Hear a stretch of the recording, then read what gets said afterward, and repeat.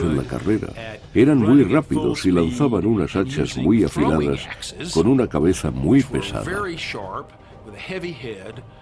Con ellas cortaban el escudo de sus enemigos, o si tenían suerte, los dejaban heridos. Pero mientras los godos eran mercenarios, Egidio luchaba por la supervivencia de Roma y finalmente se alzó con la victoria, aunque con unas pérdidas muy grandes.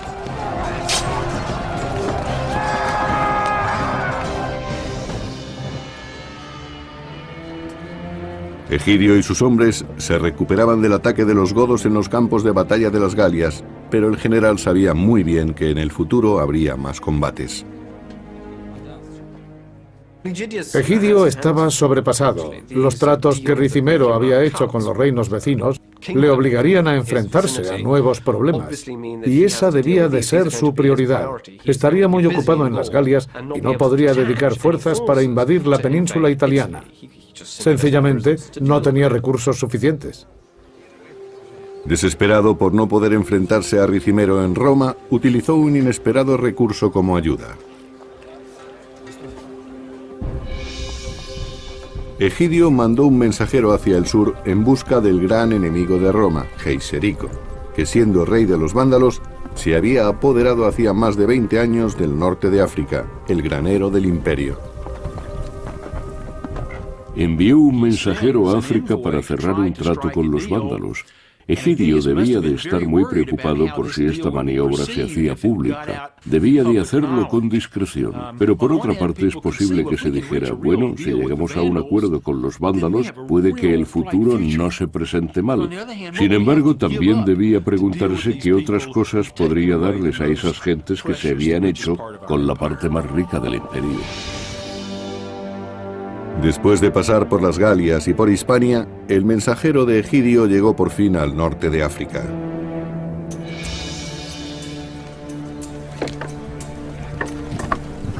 Finalmente entregó en el campamento vándalo la propuesta de Egidio.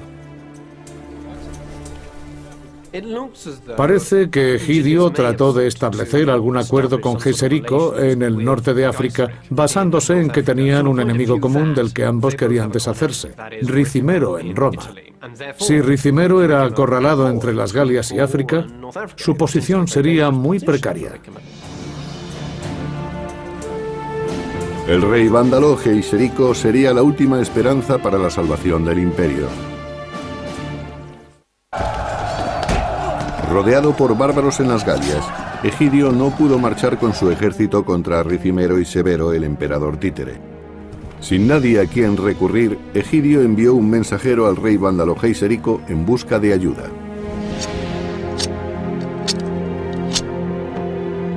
En Soissons, a miles de kilómetros del reino vándalo del norte de África, Egidio esperó ansiosamente la respuesta.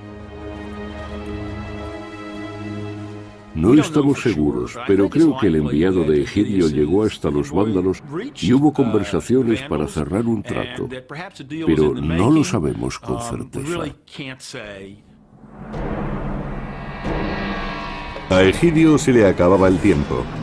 Ricimero envió unos asesinos para asegurarse de que no se cumplieran sus sueños de ver reunificado el imperio. Parece que aquella misión tenía posibilidades razonables de alcanzar el éxito, por lo que los enemigos de Egidio tuvieron que encontrar una forma traicionera de eliminarlo, ya que no habían podido hacerlo en el campo de batalla.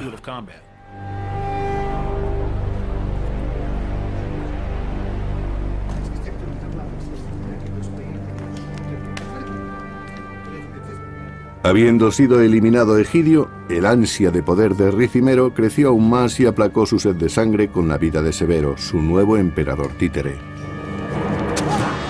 Ricimero ponía y quitaba emperadores a su antojo por medio de la violencia, siempre tratando de encontrar un hombre sin ambiciones propias, alguien que no fuera obstáculo para que él pudiera manejar el poder. El problema de Ricimero consistía en que cuando ponía un títere en el trono de Roma, éste quería dejar de serlo. Pero ahora que tenía todo el poder, la ambición de Ricimero y su sed de sangre parecían ilimitadas. Durante 2 años, Ricimero gobernó Roma sin proclamar ningún emperador.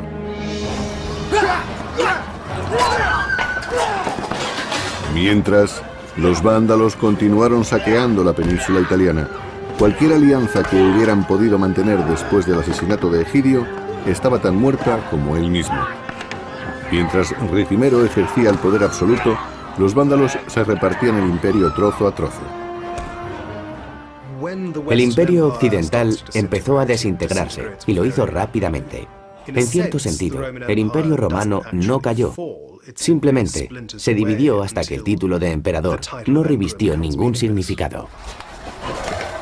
El empeño de Ricimero en luchar con los vándalos solo agravó la situación.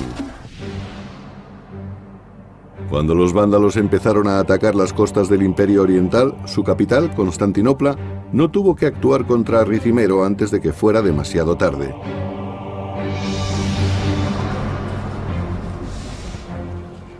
Dentro de la protección de sus murallas, León, el emperador de Oriente, concibió un plan contra Ricimero para salvar el atribulado Imperio Occidental de los invasores bárbaros. En aquellos momentos, León sabía que tenía que detener a los vándalos, y para ello envió a Antemio, que era yerno del anterior emperador de Oriente. Realmente, Antemio tenía más derecho al trono que el mismo León. El emperador trataba así de matar 2 pájaros de un tiro. Por un lado, se libraba de un posible enemigo, y por otro lado, proporcionaba un nuevo emperador a Occidente, un emperador muy preparado.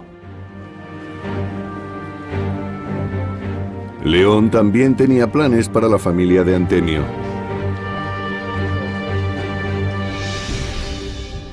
Desde su hogar en Constantinopla los envió a Occidente, al palacio romano de Ricimero.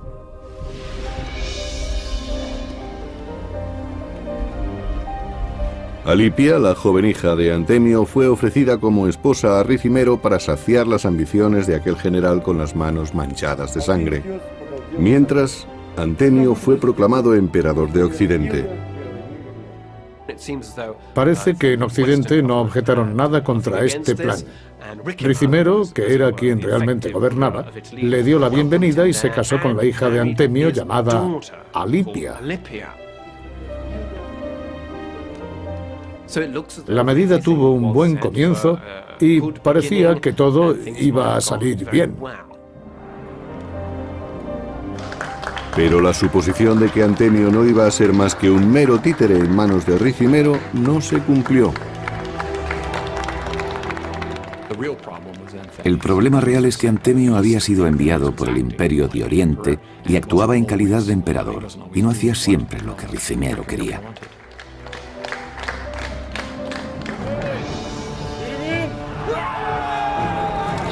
En el año 468 después de Cristo, cuando Antemio gobernaba en Occidente, el emperador de Oriente, León, financió una expedición a gran escala contra los vándalos de Sicilia. No se conoce ningún caso, si no es por algún interés particular, en el que Oriente ayudara militarmente a Occidente. En esas ocasiones casi siempre estaban involucrados los vándalos, que tenían en su poder un gran puerto y una gran flota. Que ellos pudieran atacar cualquier punto del Imperio Oriental fue lo que motivó la gran expedición del año 468. Pero Ricimero no podía tolerar que Antemio, apoyado por el Imperio de Oriente, pusiera límites a su poder.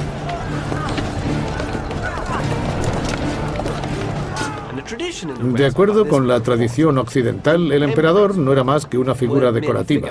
Ricimero tomaba las decisiones importantes, proclamaba y deponía emperadores y dirigía las operaciones militares. Sin embargo, Antemio era perfectamente capaz de gobernar solo. Lleno de celos, Ricimero saboreó el ataque, asesinó a los propios generales romanos y consintió en que el imperio se hiciera más vulnerable todavía. Fue una gran catástrofe, y desgraciadamente la flota que dirigía el yerno de León quedó totalmente destruida. Los barcos fueron incendiados. Fue un completo desastre. Después de la desastrosa derrota del imperio en Sicilia, Ricimero pasó varios meses reuniendo tropas en Milán para lanzar un ataque a gran escala contra Antemio en Roma.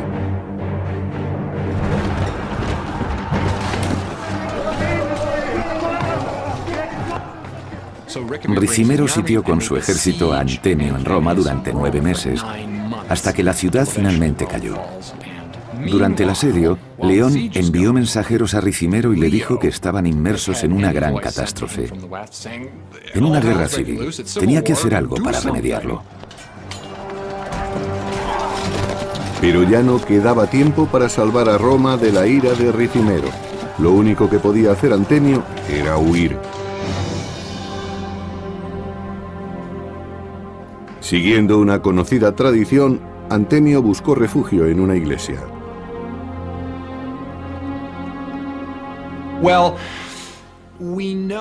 Sabemos que los sitiadores entraron en Roma a principios de julio del año 472 y que los seguidores de Antemio escaparon. Antemio se disfrazó de mendigo y se cree que fue apresado en la ermita del mártir Crisógono.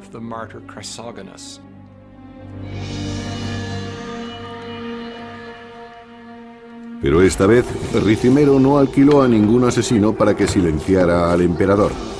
En las escalinatas del altar cristiano sacrificó personalmente a Antemio, su última víctima.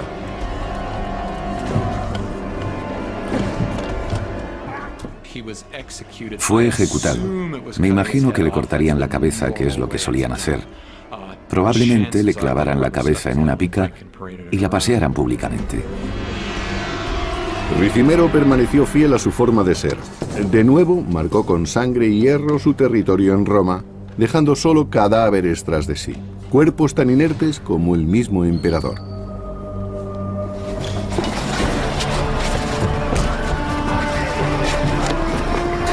Otra vez sin emperador, Roma sucumbió a la anarquía y la violencia.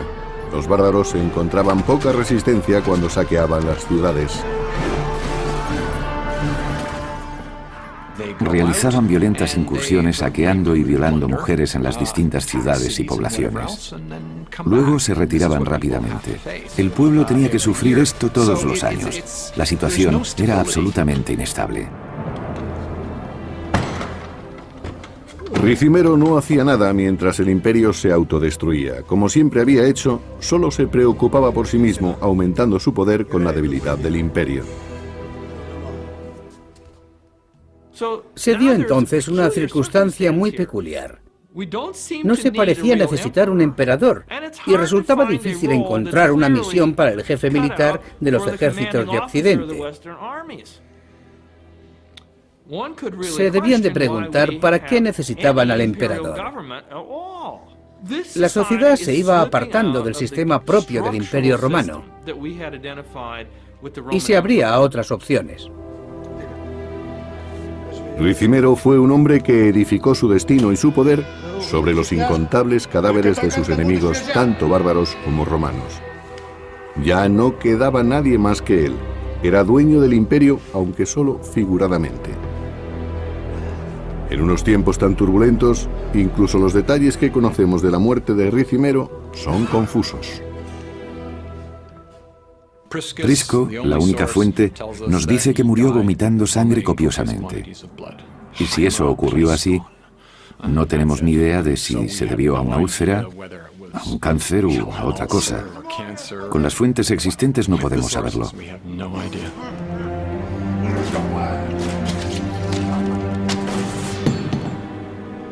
Cuando murió el amo de los títeres, el imperio occidental desapareció con él. En aquellos días, los caudillos bárbaros, tanto si eran godos o procedían de otros pueblos, tenían el dinero y los hombres necesarios para decidir el destino del Imperio Romano.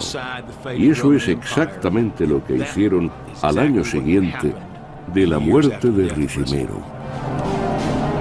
Los esfuerzos de Ricimero por conseguir el poder solo dieron con la ruina del imperio que ansiaba. Sin embargo, en su ausencia, el destino de Roma era todavía más incierto. En la carrera, Eran muy rápidos y lanzaban unas hachas muy afiladas con una cabeza muy pesada. Con ellas cortaban el escudo de sus enemigos, o si tenían suerte, los dejaban heridos. Pero mientras los godos eran mercenarios, Egidio luchaba por la supervivencia de Roma y finalmente se alzó con la victoria, aunque con unas pérdidas. Puede que el futuro no se presente mal. Sin embargo, también debía preguntarse qué otras cosas podría darles a esas gentes que se habían hecho con la parte más rica del imperio. Después de pasar por las Galias y por Hispania, el mensajero de Egidio llegó por fin al norte de África.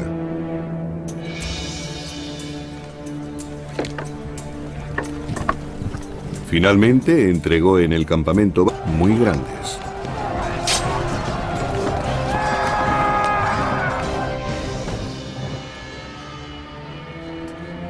Egidio y sus hombres se recuperaban del ataque de los godos en los campos de batalla de las Galias, pero el general sabía muy bien que en el futuro habría más combates. Egidio estaba sobrepasado. Los tratos que Ricimero había hecho con los reinos vecinos le obligarían a... del gran enemigo de Roma, Geiserico, que siendo rey de los vándalos, se había apoderado hacía más de 20 años del norte de África, el granero del imperio. Envió un mensajero a África para cerrar un trato con los vándalos. Egidio debía de estar muy preocupado por si esta maniobra se hacía pública. Debía de hacerlo con discreción. Pero por otra parte es posible que se dijera, bueno, si llegamos a un acuerdo con los vándalos... a enfrentarse a nuevos problemas. Y esa debía de ser su prioridad. Estaría muy ocupado en las Galias y no podría dedicar fuerzas para invadir la península italiana. Sencillamente, no tenía recursos suficientes. Desesperado por no poder enfrentarse a Ricimero en Roma, utilizó un inesperado recurso como ayuda. Egidio mandó un mensajero hacia el sur en busca